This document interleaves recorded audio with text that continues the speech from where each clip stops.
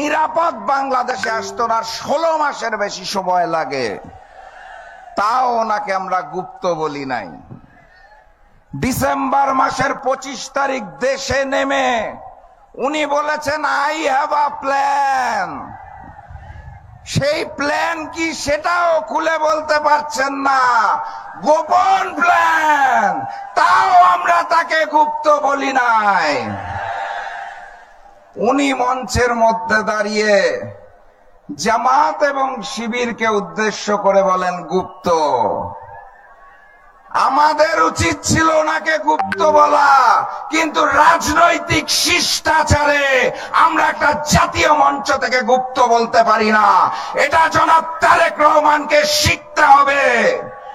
এই বাংলাদেশ মজলুমের বাংলাদেশ, এই বাংলাদেশ আবু সাইদের বাংলাদেশ, এই বাংলাদেশ শহীদ ওসমান হাদির বাংলাদেশ, এই বাংলাদেশ আলেম ওলামাদের বাংলাদেশ, এই বাংলাদেশ আল্লামা দেলোয়ার হোসেন সাইদির বাংলাদেশ।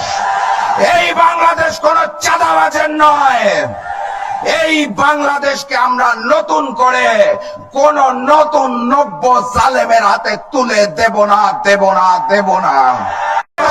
এই বাংলাদেশ